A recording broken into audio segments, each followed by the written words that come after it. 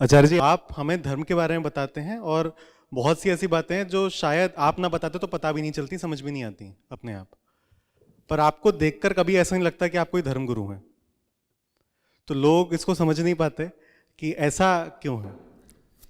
आपको धर्म गुरु चाहिए नहीं, आपको संस्कृति गुरु चाहिए, जो आपको कल्चर सिखाता हो और आपके मन में जो पुरखों का कल्चर है उसी की छवि के अनुसार चलता हो। दिक्कत बस ये है, वैसा मैं कर सकता हूँ, आपके सामने आने के लिए मैं उस तरह का आचरण व्यवहार कर सकता हूँ, कपड़ा लत्ता वेशभूषा वो सब करा जा सकता है। दिक्कत बस ये है कि वो अगर मैं करता हूँ तो मैं आपको यही संदेश दे रहा हूँ कि आप जैसे चल रहे हैं बिल्कुल ठीक चल रहे हैं। आप इतने ठीक चल रहे हैं कि मैं भी आप ही के अनुसार चल रहा हूँ। ये मैं भला करूँगा आपके साथ। अगर मैं वैसा ही आचरण करने लगूँ जैसी आप मुझसे उम्मीद करते हैं तो मैंने आपको क्या संदेश दे दिया कि आप जैसा चाह रहे हैं, जैसा चल रहे हैं और आप जैसी इच्छाएं रख रहे हैं वो बिल्कुल ठीक है। देखिए, मैं भी तो आपकी इच्छाओं का सम्मान करते हुए आपकी इच्छाओं के अनुरूप ही आचरण कर रहा हूं। और अगर मैंने आपको ये बता दिया कि आप जैसे चल रहे हैं बिल्कुल ठीक चल रहे हैं तो फिर आपको कुछ बदलने की जरूरत ही नहीं, और आपको बदलने की जरूरत नहीं तो गई ना इतनी देर में 5 और चिड़िया। अब मैं उस पक्षी को सोचूं या आपकी जो पुरखों की विरासत है उसका सम्मान करूं? और आपने तो उस विरासत को बस पकड़ लिया है बिना जाने, बिना सोचे, बिना उसको समझे कि वो चीज क्या है। मोह की बात है ना भाई। मेरे पिताजी ऐसी बात करते थे तो मैं उसको गलत कैसे मान लूं? मेरे पिताजी हैं ना। ऐसा भी नहीं कि पिताजी से कोई बहुत प्यार है, मेरे पिताजी, अहंकार। मात्र पिताजी होते तो कोई बात नहीं, हर कोई किसी न किसी का पिताजी होता है। मेरे पिताजी, मेरे अपने व्यक्तिगत अहंकार की बात है। तो मेरे पिताजी किसी प्रथा का पालन करते थे, किसी संस्कृति पे चलते थे, मैं उसको गलत कैसे मान सकता हूं? तो क्या करा जाए फिर इसमें? आप जैसे जी रहे हैं, आप जैसे चल रहे हैं वो बहुत बहुत घातक है आपके लिए, आपके ही परिवार के लिए, जिनसे आप प्यार करते हैं उनके लिए भी, जिनको आप नहीं जानते हैं उनके लिए भी। ऊपर से ये प्रयास तो बिल्कुल ही मत करिए कि आप जिस चीज को सही समझते हैं मैं भी उसको ही सही समझूं, कि आप जिस तरीके का व्यवहार और आचरण करते हैं मैं भी वैसा ही आचरण करने लगूं। मैं आपसे बार बार बोलता हूं, अपने जीवन को सत्य के अतिरिक्त किसी से प्रभावित मत होने देना, किसी का गुलाम मत बन जाना। लेकिन कहीं ना कहीं आप में उम्मीद होती है कि मैं आपका गुलाम बन जाऊं, कि आपकी जो उम्मीदें हैं मैं उनका पालन करना शुरू कर दूं। धर्मगुरु की आपके मन में होगी कोई छवि। मैंने कब कहा मुझे उस छवि का पालन करना है? कतई नहीं करना है। मुझे अगर छवियों पर और प्रथाओं और परंपराओं पर ही चलना होता तो न तो मैं यूपीएससी को छोड़ता, न मैं कॉर्पोरेट को छोड़ता। वो भी बहुत बड़ी प्रथा है, ये दुनिया में प्रथा है ना। एक बार आपका सिविल सर्विसेज क्लियर हो गया, फिर छोड़ने की प्रथा है क्या कहीं? तो मैंने तोड़ी ना प्रथा। आप कॉर्पोरेट में काम कर रहे हो, उसको छोड़ने की प्रथा है कहीं? तो मैंने तोड़ी ना प्रथा। जब मैं सदा से प्रथा भंजक रहा हूं तो आज मैं आपकी उम्मीदों का पालन करने लग जाऊं, क्या ये आपके लिए भी हितकर है? मैं वैसे ही हो जाऊं जैसे आप हैं, मैं वैसे ही चलने लगूं जैसे आप चलते हैं, तो क्या ये आपके लिए भी सही है? लेकिन आप ये समझेंगे नहीं, क्योंकि अहंकार कभी समझ नहीं पाता। आपने पहले ही सोच रखा है कि सत्य एक विशिष्ट किस्म का होता है और वो विशिष्ट किस्म आपको पता है, मुझे पता है, मुझे पता है। और जो कोई वैसा नहीं चलेगा मैं उसको घोषित कर दूंगा, ये ठीक नहीं है, ये ठीक नहीं है। तुम्हें क्या पता है? तुम्हें कुछ पता है? मैं धर्मगुरु ऐसा नहीं दिखता। आप जैसी उम्मीद करते हैं मुझ में वैसा कुछ भी नहीं है। मैंने पूरी अपनी जिंदगी बेहिसाब जी, आउटरेजियसली, और न जी होती वैसे तो आज आपसे ही बातें नहीं कर पा रहा होता। बताइए सही जी है कि गलत जी है? पूरी मेरी जिंदगी का कुल नतीजा यह है कि आज मैं वेदांत को भारत में आगे बढ़ा पा रहा हूं, तो जिंदगी ठीक ही जी होगी ना।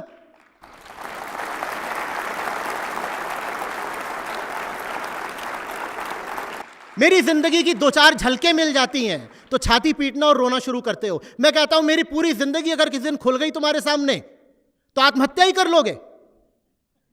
तो मुझसे कोई उम्मीद रखना भी मत। और मेरा उपकार मानना कि मैंने जिंदगी एक आम आदमी की तरह बिल्कुल नहीं जी है। न मैंने किसी प्रथा को सम्मान दिया, न परंपरा को, न संस्कृति को। मैंने राम को और कृष्ण को सम्मान दिया और मैंने वेदांत को पूजा है। अब ये इतिहास बताएगा कि सही किया है कि गलत किया है, लेकिन आम आदमी और लोक संस्कृति को लेकर मेरे मन में कोई सम्मान नहीं है। आम आदमी जैसा है अगर वैसा ही रह गया तो उसकी वेदना, उसकी यातना, उसके बंधन, उसके कष्ट भी वैसे ही रह गए। मैं इतनी देर से बात करे जा रहा हूं कि गई चिड़िया, गई चिड़िया, गई चिड़िया। तुम्हें क्या लगता है मेरे मन में यदि चिड़िया के लिए करुणा है तो आम आदमी के लिए नहीं है? पर ऐसा नहीं हूं कि गाता फिरूं और बार बार बोलूं कि प्यार है तुमसे, प्यार है तुमसे। अंधे हैं क्या लोग कि उन्हें समझ में नहीं आता कि जो आदमी पशु पक्षियों के लिए इतना व्यथित है वो इंसान के लिए कितना सोचता होगा। लेकिन ये इंसान जैसा है वैसा ही बना रहना चाहता है। इतना ही नहीं, ये मुझे भी अपने जैसा बनाना चाहता है। मैं मर जाऊंगा, तुम्हारे जैसा बनना कबूल नहीं करूंगा। तुम्हारे ही जैसा बनना होता तो मैं उसी राह चल रहा होता जिस राह सब चल रहे हैं। 15 वर्ष का था तब से वो राह मैंने छोड़ दी। दिखाई नहीं पड़ रहा है कि आप क्या सोच रहे हो कि आपके घर में जिस तरह का माहौल रहता है, जिस तरह से लड़के बच्चे रहते हैं, उसी तरीके से तो मैं भी था। और एक दिन ऐसे चलते चलते यहां पर आकर के बैठ गया हूं और मैंने ऐसे बोलना शुरू कर दिया गीता। अगर मैंने वैसे ही बोलना शुरू कर दिया होता गीता, तो फिर मुझे क्यों लिख करके भेजते हो कि आचार्य जी 30 साल से गीता पढ़ रहा था पर गीता का जो अर्थ आपने बताया वो पहले कभी नहीं सुना। अगर मैं गीता का वो अर्थ बता रहा हूं जो आपने पहले कभी नहीं सुना तो निश्चित रूप से मैं जिंदगी भी वैसी जी रहा हूंगा जैसी आपने पहले कभी नहीं देखी। आपको ये बात पता नहीं है, समझ में नहीं आती है। आप क्या सोच रहे हो मैं यहां से वापस जाकर के बिल्कुल वही सब करना शुरू कर दूंगा जो आपने घरों में करते हो? बिल्कुल भी नहीं। मेरी बहुत बहुत अलग जिंदगी है और मैं बहुत अनुग्रहित हूं कि मेरी जिंदगी आम आदमी की जिंदगी से बहुत अलग है। मेरे बहुत पास आ जाना, मेरे बहुत प्यारे हो जाना तो जान जाओगे कि मेरी जिंदगी क्या है और कैसी है। दूर बैठकर मेरी जिंदगी को जज करने की कोशिश कभी मत करना, क्योंकि अगर मेरी जिंदगी को दूर बैठकर जज करोगे तो सिर्फ एक शब्द बार बार सुनाई देगा, run run and run away. जिसे मुझसे दूर जाना हो मुझे जज कर ले।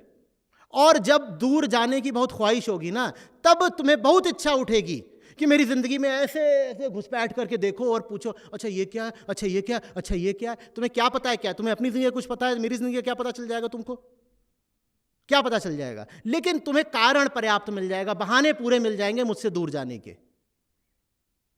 तो मैं धर्मगुरु जैसा नहीं दिखता। मैं कह कहाँ रहा हूं कि जिसको तुम धर्म बोलते हो धर्म होता है। मैं कह कहाँ रहा हूं जिनको तुम गुरु बोलते हो गुरु होते हैं। जब न धर्म धर्म है, न गुरु गुरु है, तो मैं धर्मगुरु कहां से हो गया? नहीं हूं धर्मगुरु। अगर मैं धर्मगुरु बन गया आपके लिए घातक हो जाऊंगा। आप चाहते हो मैं धर्मगुरु बनूं? आप चाहते हो मैं यहां पर सफेद या गेरुआ या कोई और धार्मिक रंग पहनकर बैठ जाऊं? मैं आपके सामने आज के समय की एक काली शर्ट पहनकर बैठा हुआ हूं। आपत्ति है? ऐसे ही हो, टेक इट और लीव इट। दुनिया के बाजार में बिकने के लिए थोड़ी खड़ा हुआ हूं। बिकना होता तो 25 साल पहले बिक गया होता। अपनी मेरी एक ठसक है। तुमको बार बार सिखाता हूं किसी के आगे झुकना नहीं। तुम्हें यह भ्रम हो कहां से गया कि मैं तुम्हारे ही सामने झुक जाऊंगा?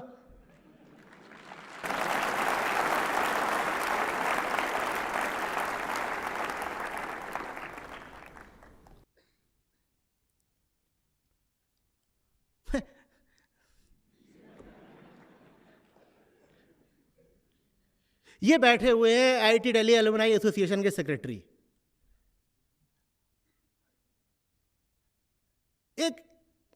एक आईआईटीएन कैसा होता है, उसकी जिंदगी कैसी होती है, 4 साल वो कैसा जिया होता है, जानते हैं। ये पूछो इनसे। उसके बाद तुम चाहते हो कि मैं तुम्हारे आम साधारण तथाकथित सात्विक धर्मगुरुओं जैसा आचरण करूं?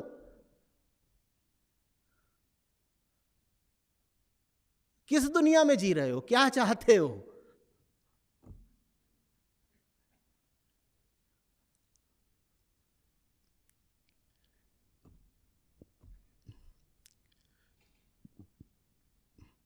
ये सब जो धर्मगुरु कहलाते हैं इनसे तो जंग है मेरी। पागल, मुझे इनके जैसा थोड़ी बनना है। और मेरे जीवन भर मुझे सबसे ज़्यादा कष्ट यही देने वाले हैं। मुझे होगा नहीं कष्ट, वो अलग बात, पर अपनी ओर से ये पूरी कोशिश करने वाले हैं कि गोली मार दो, तीर मार दो, पटाखा चला दो, बम चला दो, जो करना चाहे कर ले, पर ये मुझे माफ़ करें, मुझे इन्हें निराश करना होगा। आप जो कुछ भी करेंगे वो मेरे ऊपर व्यर्थ जाएगा। आप मुझे मार भी देंगे तो भी झुकने वाला तो मैं नहीं, क्योंकि मेरी लड़ाई मेरे लिए नहीं है ना बाबा। हाँ, परमार्थ के कारणे मोहे ना आवे लाज। अपने लिए कुछ होता तो एक बार क्या भी देते कि छोड़ो, कौन इतना झगड़े रगड़े में पड़े, हटो। पर यहाँ बात अपने लिए नहीं है। इतनी देर में बेचारा एक पक्षी और चला गया, बात उसके लिए है, उसके लिए खड़ा हूँ। और क्या करूँ, मन है मेरा ऐसा। बचपन में मेरी नानी तुलसी का ऐसे एक ऐसे छोटा सा चबूतरा बना रखा था, उसमें तुलसी लगी हुई थी। वहीं पर उन्होंने एक छोटा सा शिवलिंग स्थापित कर रखा था। उस पर डालने के लिए घर की क्यारी से गेंदे के फूल तोड़ती थी। मुश्किल से 4-5 साल का रहूँगा, मैं इतना लड़ा उनसे, इतना लड़ा। मैंने कहा गेंदे के फूल जिंदा हैं, मत चढ़ाओ वहाँ पर। शिव पत्थर नहीं होते, शिव कुछ और होते होंगे ना। अभी तो आप जिंदा फूलों को पत्थर पे चढ़ा रहे हो, मत चढ़ाओ फूलों को। मैं फूलों के लिए अपनी नानी से लड़ सकता था, मैं जिंदा लोगों को खत्म हो जाने दूंगा क्या? जो धर्म के नाम पर चल रहा है, इसी से असली जंग है। और मुझ पर बड़े से बड़ा वार भी यही कर रहे हैं और यही करेंगे। कभी कोई मेरे विरुद्ध खड़ा हो, तुम देख लेना, सोशल मीडिया पे कोई कुछ कर रहा हो, वहाँ देख लेना, निश्चित रूप से उसके ट्विटर हैंडल पर या कहीं ना कहीं सनातनी लिखा होगा, या हिंदू लिखा होगा, या बम बम भोले लिखा होगा, कुछ ना कुछ ऐसा लिखा होगा जो राइट विंग का द्योतक होगा। यही सब हैं जिन्हें मुझसे बहुत समस्या होती है। ये इन्हें बहुत बाद में समझ में आएगा कि मैं उन्हीं के हित के लिए लड़ रहा हूँ। ये ऐसी सी बात है कि जैसे कोई छोटा बच्चा हो, वो आग से खेल रहा हो, तुम उसे आग से बचाने जाओ, वो तुम्हारी ही कलाई में अपने दांत गड़ा दे। ये मेरी कलाई में दांत गड़ा रहे हैं, इनको नहीं पता कि मैं इन्हीं के हित की रक्षा के लिए तत्पर हूं। इन्हें नहीं पता है। एक बार कहा था ना मैंने, तुम लोगों ने पोस्टर भी बनाए थे कि तुम्हें बचाने के लिए, तुम्हें आग से बचाने के लिए मुझे आग से नहीं तुमसे लड़ना पड़ता है। तुम्हें आग से बचाने के लिए मुझे आग से नहीं लड़ना पड़ता, मुझे तुमसे लड़ना पड़ता है। ये तो हमारी हालत है। आपको जो बचाने आता है, आप उसी के सबसे बड़े दुश्मन हो जाते हो। धर्मगुरु जैसा आचरण नहीं करते, ये दुश्मनी की एक वजह निकाल सकते हो, बिल्कुल निकाल सकते हो, लेकिन तुम कोई वजह निकालते रहो। मुझे जो करना है, मैं जिंदा हूं जब तक मैं करूंगा, उसके अलावा कोई तरीका नहीं है जीने का। उसी को निष्कामता कहते हैं, वही निर्विकल्पता की बात है। आ रही बात समझ में?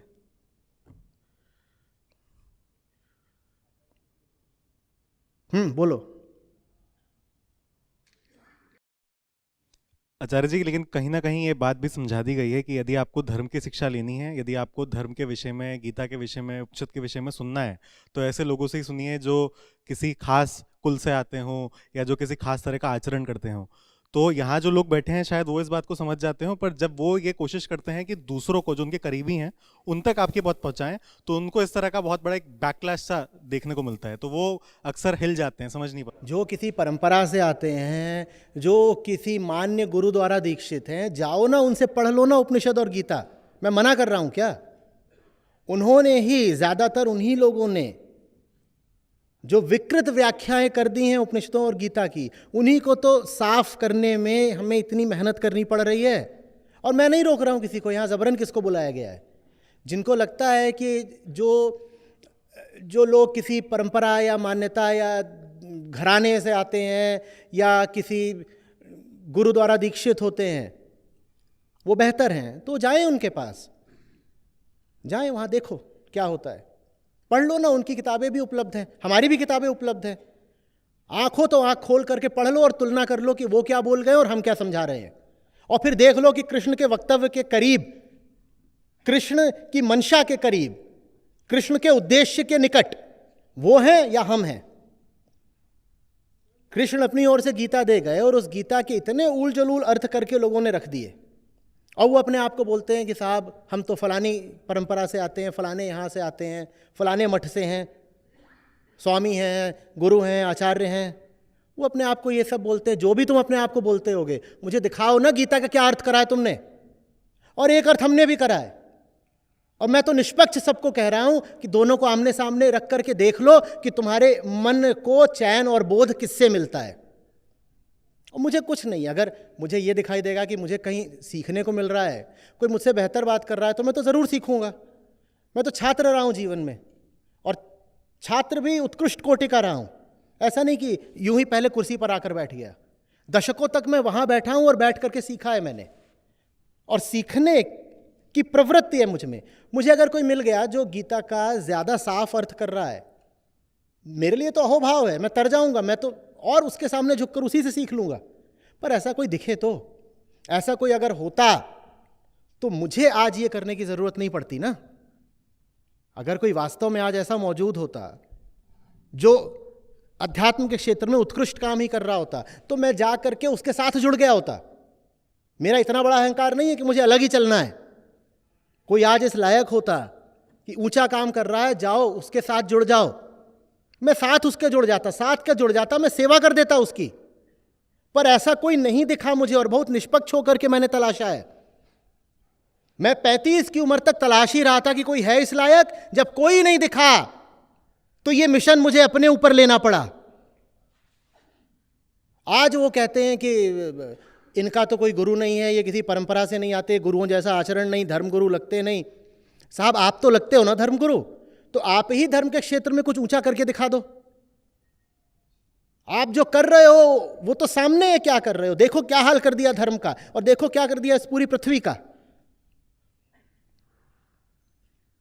ये बृहदारण्यक उपनिषद से है बात। मुझे बताओ कितने गुरुजन हैं जो दिवाली पर उपनिषदों की बात कर रहे हैं। वहां दिवाली पर क्या चल रहा होता है? जाओ, सांस्कृतिक कार्यक्रम चल रहा है, मिठाइयां बंट रही हैं, लड्डू चल रहे हैं, और वो सब के सब कोई दूध, मेवा, घी, ये सब चल रहा है वहां पर। ये हो रहा है दिवाली के। दिवाली पर राम की बात कौन कर रहा है, बता दो।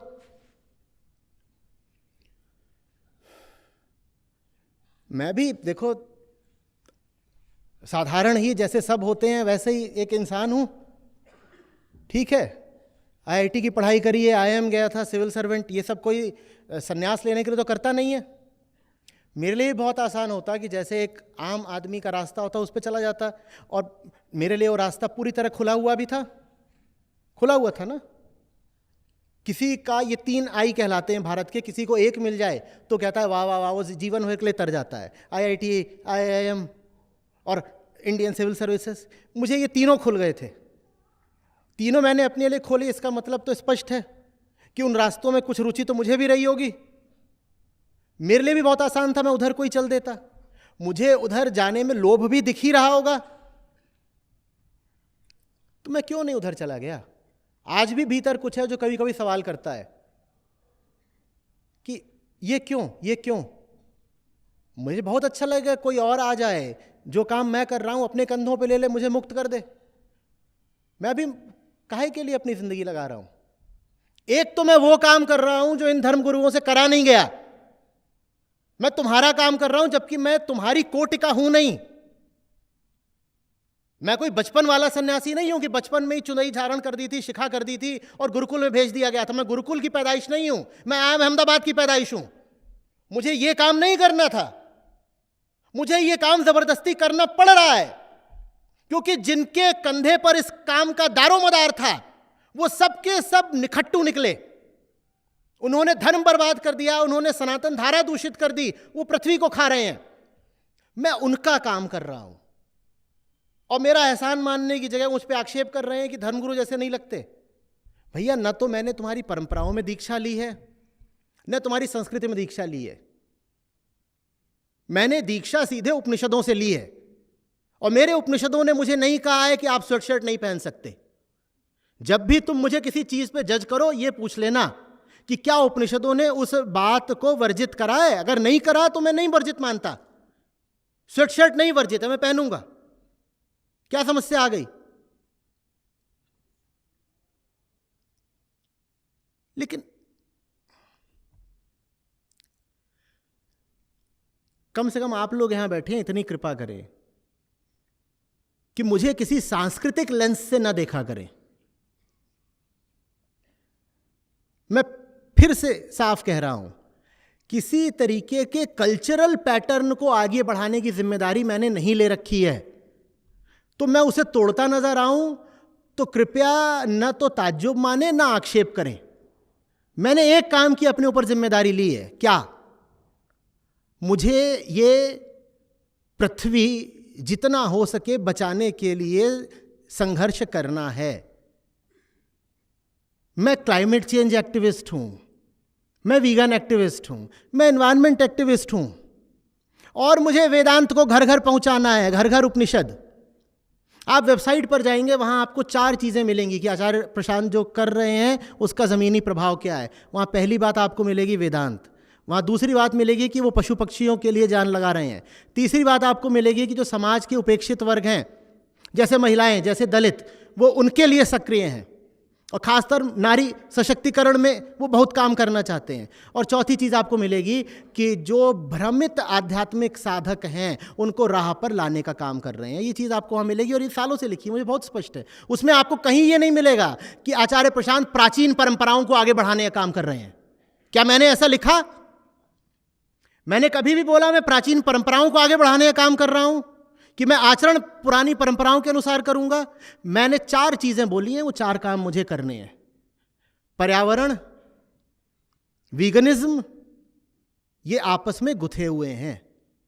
पर्यावरण, वीगनिज्म, क्लाइमेट चेंज, ये आपस में गुथी हुई बातें हैं। इसी में आप 2 चीजें और भी जोड़ सकते हो, एंटीनेटलिज्म और मिनिमलिज्म।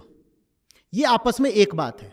तो एक ये मेरा क्षेत्र है काम करने का, एक मेरा काम है वेदांत को घर घर पहुंचाने का, एक मेरा काम है नारी सशक्तिकरण की दिशा में, एक मेरा काम है युवाओं के साथ जिनको जिंदगी के फैसले लेने हैं, और इनके बाद कोई पूछे तो मेरा काम है उनके साथ जो हैं तो आध्यात्मिक साधक ईमानदारी से, पर जो इधर उधर फंस गए और जीवन भर भटकते रहे, और जिनको जो कोर बात है, मूल बात है, वो कभी पता नहीं चली। इसके अलावा मेरा कोई नहीं काम है। तो धर्म गुरु जैसा लगना मेरे एजेंडे में शामिल नहीं है बाबा, अभी से स्पष्ट, और पहले भी बहुत बार बोला है।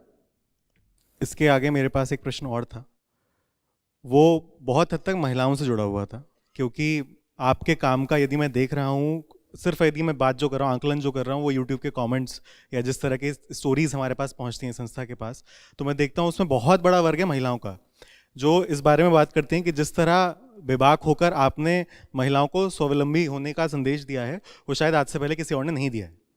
तो वो एक बात के लिए और पूछती हैं कि जैसे मैं आज यहाँ पे भी देख रहा हूँ, तो आप पाएंगे कि महिलाएं हैं, पर पुरुषों की मात्रा में महिलाएं थोड़ी कम हैं संख्या में। उसी तरह से यदि हम अपने YouTube चैनल पे भी देखते हैं, तो वहाँ पे भी 75% और 25% का अंतर रहता है। तो कहीं ना कहीं वो पाती हैं कि उनके लिए अपने इनर डेवलपमेंट पे काम करना थोड़ा मुश्किल पड़ता है। तो ऐसे क्या तरीके हो सकते हैं, या ऐसी कौन सी राह है जिसके माध्यम से वो अपने आंतरिक डेवलपमेंट के लिए काम कर सकते? देखो, बार बार बोलता हूँ ना, मजबूरी जैसी, विवशता जैसी कोई चीज़ नहीं होती। अगर किसी का शोषण होता है तो उसकी मर्जी से होता है, मजबूरी से नहीं होता। मैं महिलाओं के पक्ष में काम कर रहा हूँ, तो महिलाएं ही मुझे नहीं सुनना चाहेंगी, इसीलिए तो उनकी संख्या तुमको कम दिखती है, 1/4 ही दिखती है। अगर वो अपने हित के लिए तत्पर ही होती तो मुझे उनके लिए काम क्यों करना पड़ता? वो अपना हित नहीं चाहती, महिलाएं खुद अपना अहित करती आई हैं। जिस किसी का भी, जिस भी व्यक्ति का, स्त्री हो, पुरुष हो, बड़ा हो, बूढ़ा हो, आज तक अहित हुआ है, उस अहित में उस व्यक्ति का भी अपना पूरा योगदान रहा है। अगर वो व्यक्ति कह ही दे कि मुझे अपना अहित अब नहीं करना, तो उसको बहुत ज्यादा फिर सहायता की जरूरत पड़ेगी ही नहीं। और ये बड़ी से बड़ी रोचक बात है, हाँ, ये त्रासद बात है पर रुचिकर भी है, कि आप जिसकी मदद करना चाहोगे उसकी आप इसीलिए मदद करना चाहोगे क्योंकि वो कमजोर और भ्रमित है। पर चूंकि वो कमजोर और भ्रमित है, इसीलिए मदद करने वाले हाथ कोई काटेगा। अगर वो भ्रमित ना होता तो उसको मदद की जरूरत ही क्यों पड़ती? और चूंकि वो भ्रमित है, इसीलिए जो उसकी मदद करने आएगा वो उसी पर आक्रमण करेगा, या आक्रमण नहीं करेगा तो कम से कम उससे दूर दूर रहेगा, दूरी बनाएगा, कहेगा ये मेरा दुश्मन है, ये मेरा दुश्मन है। बात मैं धर्म की करता हूं, और सबसे ज्यादा मुझ पर आक्रमण तथा कथित धार्मिक लोग ही करते हैं। उनको धर्म का मतलब पता होता तो मुझे उनकी मदद करने की जरूरत क्यों पड़ती। अस्पताल में बहुत आसान होता है, वहां पर स्थूल बीमारी का इलाज होता है ना। स्थूल बीमारी में आप डायग्नोज करके दिखा सकते हो कि भाई तुम बीमार हो, स्थूल बीमारी में आप दिखा सकते हो कि तो वहां पर जो रोगी है उसकी सहमति से इलाज हो जाता है।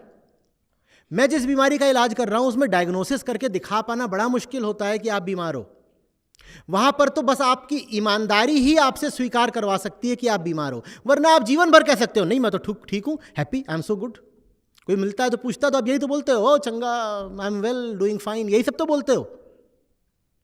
लेकिन आपको अगर दिखा दिया जाए आपके डायग्नोसिस में कि आपको कैंसर है, तो आप नहीं बोलोगे आई एम चंगा ऑफ डूइंग फाइन, तब नहीं बोलोगे ना, सब बढ़िया सी, तब तो नहीं बोलते, तब नहीं बोलोगे ना।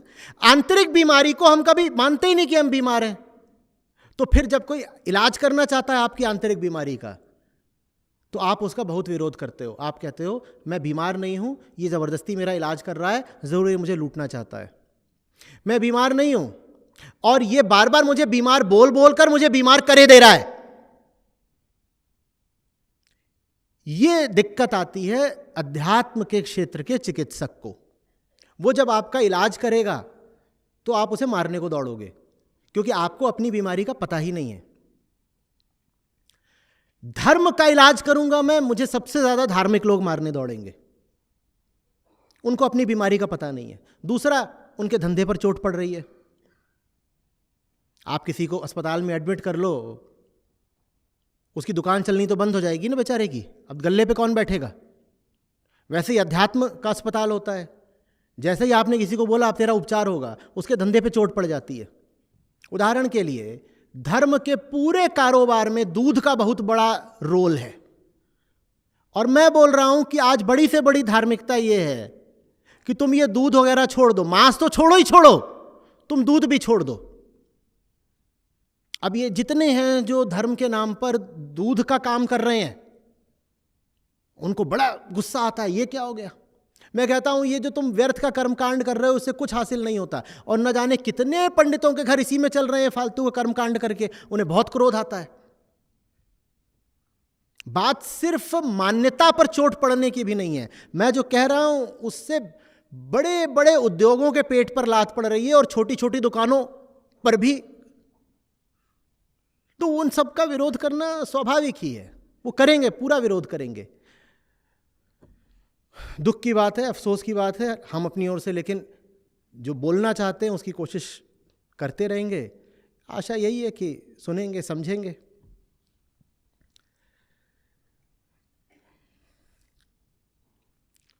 और क्या कह रहे हैं लोग।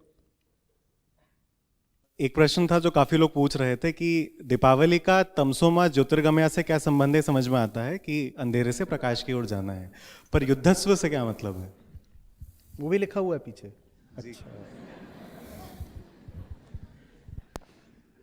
सारी बात ही भिड़ जाने की है ना, यही तो समस्या है मेरे साथ।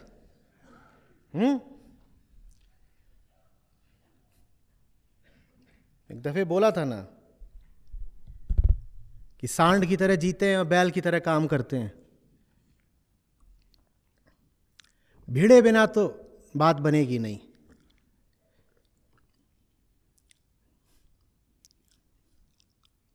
जब एक पक्ष इतना हावी हो कि सब कुछ उसी के हाथ में हो, संस्कृति उसी के हाथ में है, धन उसी के हाथ में है, सत्ता उसी के हाथ में है,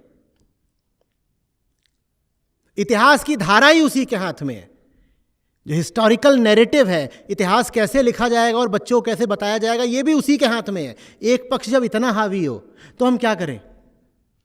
जो स्थिति चल रही है उसको चलने दें। इसको जो अभी आज की स्थिति होती है, वर्तमान स्थिति, उसको बोलते हैं स्टेटस को। अभी जो स्थिति है वो ये है कि आप बुरी तरह हार रहे हो, जब आप बुरी तरह हार रहे होते हो तब भिड़ जाने के अतिरिक्त चारा क्या होता है?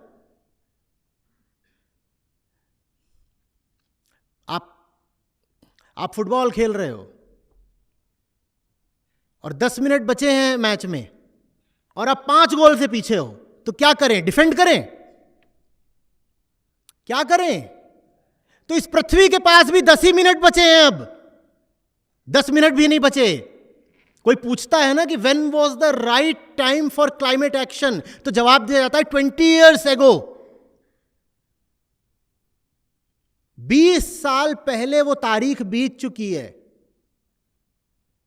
जो क्लाइमेट एक्शन की डेडलाइन थी, जो अंतिम तिथि थी, जिस तिथि तक आपको क्लाइमेट के बारे में कुछ कर लेना चाहिए था, वो तिथि कब की बीत गई। अब तो वो फीडबैक लूप शुरू हो चुके हैं जिनकी बात करी मैंने। तो फुटबॉल में तो फिर भी मैं कहूंगा कि 10 ही मिनट बचे हैं, भिड़ जाओ, वो तो बात समझ में आती है। यहां तो आप लड़ाई हार गए, अब क्या करूं? शांति से बैठा रहूं? धर्मगुरु कहलाऊं?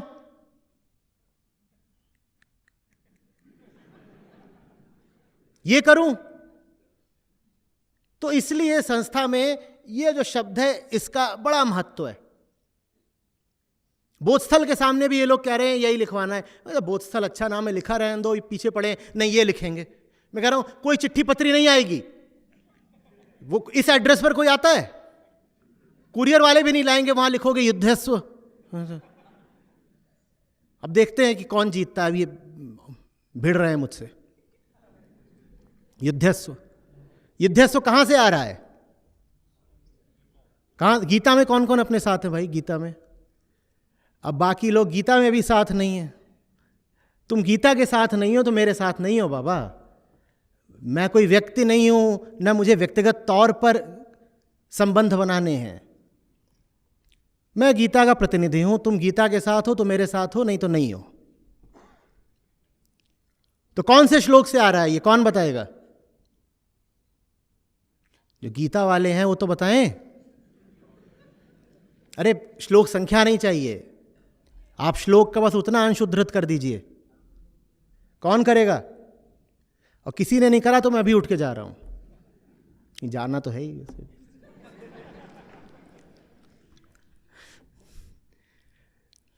वो देखो चालाकी, वो फोन में देख रहे हैं। चलो तुम फोन में देख के ही बता दो। हाँ बिल्कुल है। अब चौथे अध्याय में है तो चौथे से आगे का तो नहीं होगा अभी। हाँ बोलो। संस्कृत बोलो तुम अभी। अच्छा मैंने श्लोक उद्धृत करने को कहा है ना। निराशी निर्ममो युध्यस्व विगत ज्वर। विगत ज्वर हो जाओ, माने जितनी उत्तेजनाएं भीतर उठती रहती है ना, ये पालू वो पालू, इसी की तो उत्तेजना रहती है। ज्वर माने ताप, ज्वर माने बुखार, ताप, उत्तेजना से जो गर्म हो जाना। ये जिन बातों को लेकर गर्म हो जाते हो जरा ठंडे हो जाओ। विगत ज्वर, विगत माने जो ज्वर से आगे निकल गया, जो ताप से उत्तेजना से आगे निकल गया, ऐसे हो जाओ। आशा मत रखो, निष्काम हो जाओ। आशा रखो ही मत कि इस लड़ाई को जीत सकते हो। निर्मम हो जाओ, मोह ममता मत रखो वरना त्याग नहीं पाओगे। और ये लड़ाई इसी बात की है कि जो व्यर्थ का है उसको त्यागना है। निराश हो जाओ, निर्मम हो जाओ, विगत ज्वर हो जाओ और बस लड़ो युद्धस्व। यही अर्जुन को कृष्ण ने कहा, बस लड़ो। इस लड़ाई में तुम्हें कुछ मिलने वाला नहीं है अर्जुन, लेकिन फिर भी लड़े बिना जी नहीं पाओगे। बस लड़ो, अपने लिए नहीं लड़ रहे हो, लड़ो। आशा मत रखना कि तुम जीत भी गए तो कुछ पाओगे, लेकिन लड़ो, निराश होकर लड़ो। निराश माने ये नहीं कि डिमोटिवेटेड, निराश माने आशातीत चले गए। आशा की खातिर नहीं लड़ रहे। आशा तो हमेशा कामना मूलक होती है, कुछ मिलेगा इस बात की आशा। आशा नहीं है, धर्म है लड़ना, इसलिए लड़ रहे हैं। लड़ो, पाने के लिए नहीं लड़ रहे। रण ही जीवन है इसलिए लड़ रहे हैं। लड़ो और चोट खाओ तो शिकायत करने मत आना।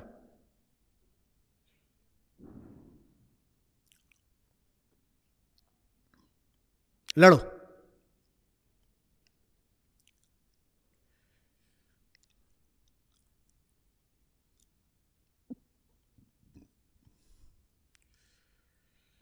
जो लड़ सकते हो